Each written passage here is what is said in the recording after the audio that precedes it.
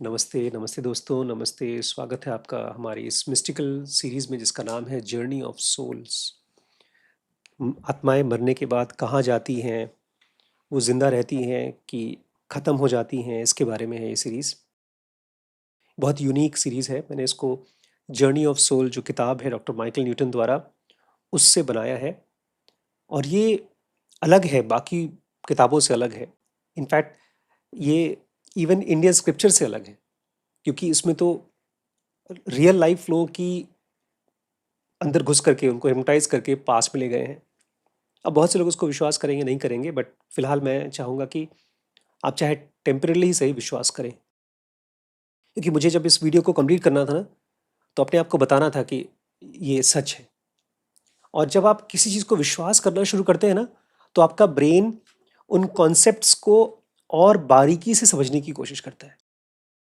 इसमें हम लोग अब 111 नंबर की वीडियो पे पहुंच चुके हैं, जहां पर एक आदमी है स्टीव। वो बहुत अमीर आदमी है, उसके कपड़े का बिजनेस है, लेकिन बहुत परेशान आदमी भी है। इसके पहले की वीडियोस में हमने देखा कि वो बचपन में ही उसकी माँ ने उसको चर्च के बाहर छोड़ दिया था, ऐसे ही लावारिस, क्योंकि उसकी शादी नहीं हुई थी और ऐसे ही प्रेग्नेंट हो गई थी। बाद में एक बूढ़े कपल ने उसको अडॉप्ट किया, लेकिन वो बूढ़ा कपल बहुत स्ट्रिक्ट था, तो एक वो प्रॉब्लम थी। फिर डॉक्टर माइकल ने इस आदमी को हिप्नोटाइज करके कहा कि तुम पास्ट में जाओ और देखो कि क्या वजह हो सकती है कि एक औरत तुम्हें इस तरह से बचपन में ही पैदा होते ही छोड़ दिया। तब खोजते खोजते 1000 साल पहले पता चला कि ये आदमी एक बहुत बड़े कबीले का मंदिर का प्रीस्ट था और सब चीजें कंट्रोल करता था, वहां पर किसको कितना खाना मिलेगा। इवन जब भुखमरी थी तब भी ये राशन करके लोगों को लिमिटेड खाना देता था, ताकि लोग इसको इंपॉर्टेंस दें। लेकिन इसकी माँ, सगी माँ, इसकी बात नहीं मानती थी, चुपके चुपके खाना निकाल कर देती थी लोगों को। और इसने सबक सिखाने के लिए अपनी माँ को सजा दे दी, एग्जीक्यूट कर दिया, मार डाला। और इसीलिए उसकी माँ ने फिर इस जन्म में पैदा होकर उसको छोड़ दिया। अब इसको नॉर्मल माइंड जो कॉन्सेप्ट ऑफ कर्मा को मानता है, वो ऐसे ही सोचेगा कि चलो ठीक है, उसने बुरा किया तो इसने भी बुरा किया। लेकिन ये इस तरह से काम नहीं चलता। भगवान की दुनिया में सजा का कोई रोल नहीं है। ये खाली इंसानी दुनिया में सजा का कॉन्सेप्ट आया है। ये पैथोलॉजिकल है। नेचर में कोई किसी को सजा नहीं देता। आप देखेंगे आज की वीडियो में एक और नई बात आपको पता चलेगी। इस जन्म में तो मेरा नाम आशीष शुक्ला है, आपका नाम वैभव है, आपका नाम आंचल है, हर किसी का अपना एक नाम है। लेकिन हम लोगों का एक और नाम होता है जो मरने के बाद हमको याद आता है, और वो नाम थ्रू आउट रहता है।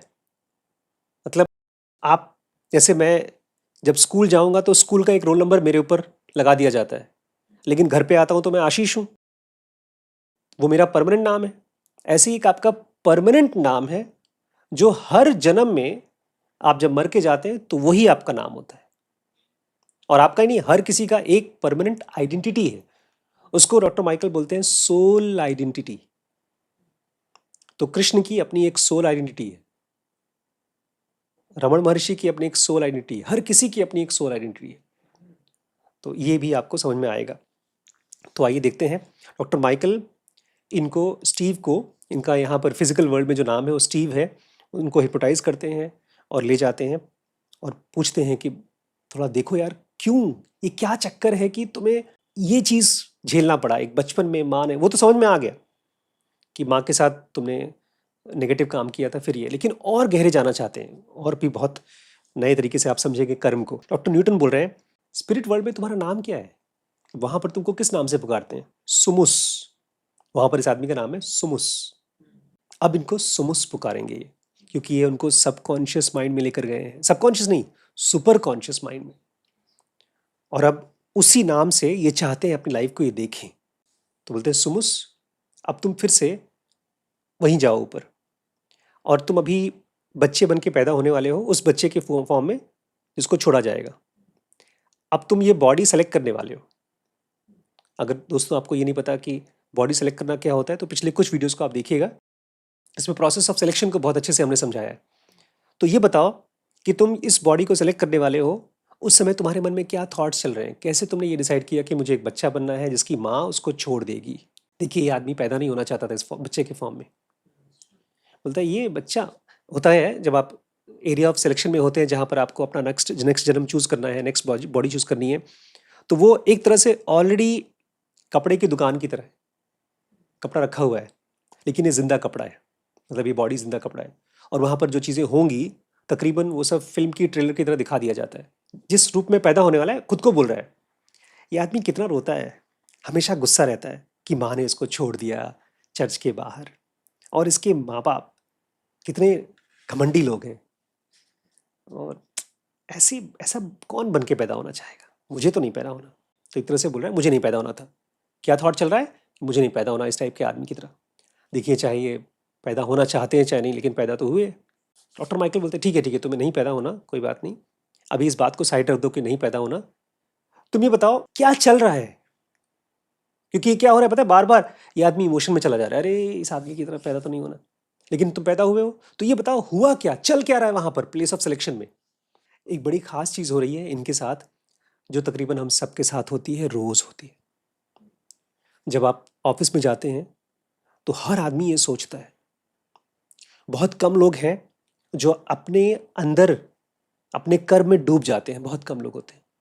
हम में से ज़्यादातर लोगों को चिंता होती है कि पड़ोस वाला क्या सोच रहा होगा, यहाँ तक कि हमारे माँ बाप हमारे बारे में क्या सोच रहे होंगे, मेरी बीवी मेरा पति क्या सोच रहा होगा। कभी कभी मुझे अकेला रहने का मन करता है, लेकिन अक्सर ऐसा होता है कि मैं अपने आसपास के लोगों के बारे में सोचता हूँ कि वो मेरे बारे में क्या सोचेंगे, मैं किस फॉर्म में पैदा हो रहा हूँ। स्पेशली जब ऐसी ज़िंदगी जीनी पड़ती है ना जैसा अभी दिखाया जा रहा है, तब मैं सोचता हूँ कि मेरे दोस्त क्या सोचेंगे। ये ऐसा है जैसे कि आप स्कूल में इम्तिहान दे रहे हैं और आप फेल होने वाले हैं, और आप सोच रहे हैं यार फेल हो गए तो मेरे दोस्त क्या कहेंगे। एक ज़िंदगी जो बहुत रफ ज़िंदगी है, जिसमें आप बहुत हीरो नहीं हैं, बहुत पावरफुल नहीं है, बहुत स्ट्रांग नहीं है, अंदर से करेजियस नहीं है, तो उस लाइफ के बारे में क्या सोच रहे हैं, मेरे दोस्त क्या सोचेंगे। एस्ट्रल प्लेन में भी आपके दोस्त होते हैं। हमने पढ़ा है ना, लोग ग्रुप्स में आते हैं, ग्रुप्स में रहते हैं। तो माइकल बोलते हैं तो कोई बात नहीं, तुम्हारे पास तो और भी ऑप्शन होंगे ना, कि खाली यही बॉडी का ऑप्शन है, तुम कोई और चूज कर लो। बोलते नहीं यार, लेना पड़ेगा, यही बॉडी लेनी पड़ेगी। ये ऐसा है जैसे कि मैं अपने बेटे को बोलूँ, बेटा तुम्हें अगर एमबीए नहीं करना तो कुछ और कर लो, तो बोलेगा नहीं, करना पड़ेगा, यही करना पड़ेगा। अक्सर ऐसा होता है ना हमारे साथ भी, यही करना पड़ेगा। डॉक्टर माइकल बोलते हैं एक बात बताओ सुमुस, जब तुम वहाँ होते हो उस दुनिया में, तो क्या अपने दोस्तों से डिस्कस करते हो कि हम लोग पैदा होंगे तो साथ में रहेंगे और साथ में ये करेंगे और वो करेंगे, ऐसी डिस्कशन चलती है क्या।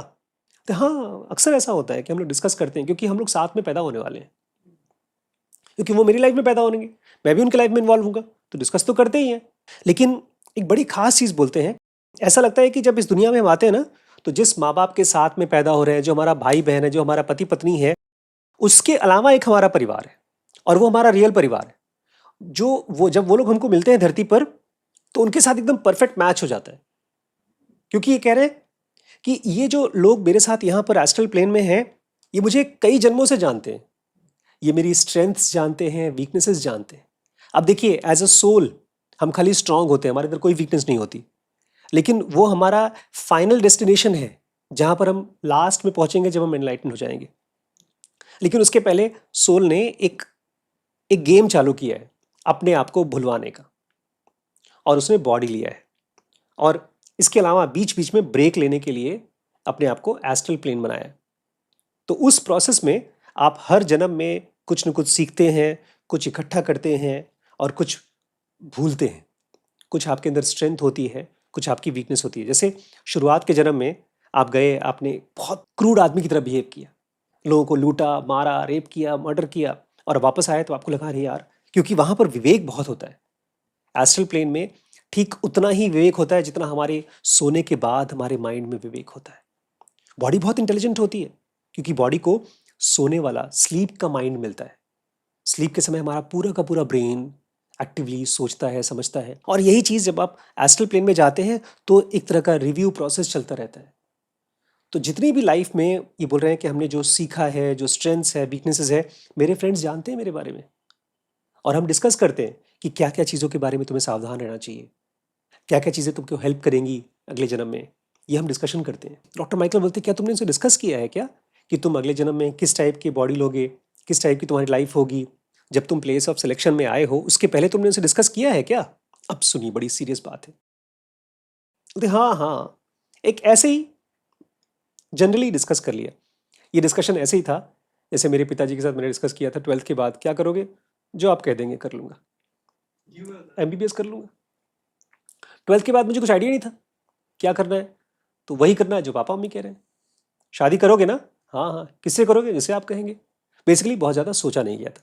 तो ये बोल रहे हैं हाँ हाँ, ऐसे ही डिस्कस कर लिया था, राउंड अबाउट में, गोल गोल में, कोई खास चीज़ नहीं पूछी, डिस्कस किया था। तो लेकिन अब दिक्कत आ गई है। यहाँ प्लेस ऑफ सिलेक्शन में देख रहा हूँ इस आदमी को, स्टीव को, उसकी माँ छोड़ के जाने वाली है और उसके फॉस्टर पेरेंट्स जिन्होंने इसको गोद लिया है वो स्ट्रिक्ट होने वाले हैं। अब मुझे लग रहा है भैया मैं नहीं जाऊँगा, इसलिए मैं जॉर को बुलाता हूँ उससे बात करने के लिए। जॉर उनकी एक फ्रेंड है। तो डॉक्टर माइकल बोलते हैं जॉर कौन है, तुम्हारा फ्रेंड। बोलते हैं हाँ, ये गाइड है जॉर। वो सुनता बहुत है, बहुत सुनता रहता है, ध्यान से सुनता है। मैं उनको बता रहा था कि मुझे क्या बनना चाहिए, मुझे क्या करना चाहिए, और मुझे सुन रहा है जॉर। बोलते हैं अच्छा सुमोस, ये बताओ, अब तुम प्लेस ऑफ सिलेक्शन पे गए हो और तुम्हें लग रहा है कि हाँ ये बॉडी नहीं बनना मुझे, स्टीव नहीं बनना। अब तुम फिर से अपने फ्रेंड्स के पास आ गए हो, तो अब यहाँ क्या करते हो तुम सबसे पहले। तो बोलते हैं मैं बता रहा हूँ अपने दोस्तों को यार कैसी लाइफ मिल रही है, माँ छोड़ के चली जाएगी, माँ बाप टॉर्चर करने वाले हैं, यही सब बता रहा हूँ और क्या कर रहा हूँ। तो हाँ, ये सब बात करना पड़ेगा ना, पहले से डिसाइड करना पड़ेगा कि तुम वो बॉडी लेना, तुम वो बॉडी लेना। ये सब फ्रेंड्स डिसाइड करते हैं, उसके बाद जन्म लेते हैं हम लोग।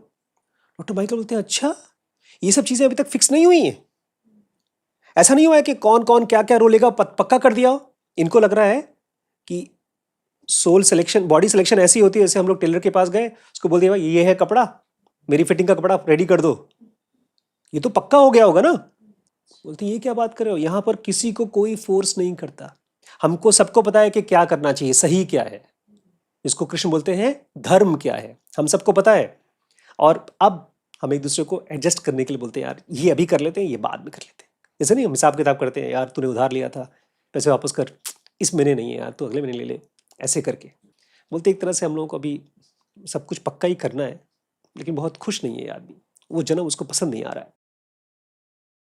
डॉक्टर माइकल उसकी शक्ल देख करके बोलते हैं क्या तुम्हें कोई कोई बात परेशान कर रही है क्या। बोलते, हाँ मेरे फ्रेंड्स जो है ना वो सब जा रहे हैं, अब दूसरे लोग आ रहे हैं, जा रहे हैं मेरे फ्रेंड्स। डॉक्टर माइकल बोलते हैं अब मुझे समझ में आ रहा है कि कोई और लोग भी तुम्हारी लाइफ में आने वाले हैं, ये फ्रेंड्स चले गए, नए आ रहे हैं, तो उनके साथ भी कुछ तुम्हारा लेना देना है क्या। तो अब मैं तुमको कमांड दूंगा हिप्नोटिज्म में, फिर तुम मुझे बताना जो नए सोल्स आए हैं उनके साथ क्या बातचीत हो रही है। बोलते हैं अब शुरू करो, बताओ कितने लोग दिखाई दे रहे हैं। 4 लोग हैं, उसमें से एक जॉर है जो मेरा गाइड था। ते अरे ये तो इयोन है, इयोन मेरी माँ फिर से बनना चाहती है। इयोन कौन है पता है, जो पहले माँ बन के मर चुकी है। बोलते हैं ये औरत वही है ना जो हरूम की माँ थी पिछले जन्म में, जिसको तुमने मरवाया था उस जन्म में, और स्टीव की माँ जो बनने वाली है ये वही है। तो हाँ यार वो आ गई है फिर से, मुझे नहीं बनना इसके साथ में, वो इसको अपनी माँ नहीं बनाना मुझे। पिछली बार भी मेरे साथ वहां परेशान किया था, मेरी बात नहीं मानती थी, अब ये फिर से मेरी माँ बन जाएगी। डॉक्टर माइकल बोलते चल क्या रहा है, मुझे समझाओ यार, तुम्हें नहीं बनना, तुम्हें नहीं बनना, क्या है ये। बोलते यौन मुझसे कह रही है चलो चलते नीचे और अपनी चीजें सेटल करके आते हैं। तुमने मुझे वहां माँ बनाया था और तुमने मुझे मारा था, तो वो तुमने कुछ तो ऐसा किया था जिसकी वजह से चीजें डिसऑर्डर हो गई थी, तो उस डिसऑर्डर को फिर से ऑर्डर में डाल के आते हैं, एक तरह से लेन देन को ठीक करके आते हैं। Let's settle things to be in a disorder life as mother and son. वहां पर जो चीजें डिसऑर्डर थी, जब फिर से यहां पर डिसऑर्डर कर दोगे तो सब चीजें ऑर्डर में आ जाएंगी, माइनस इंटू माइनस प्लस।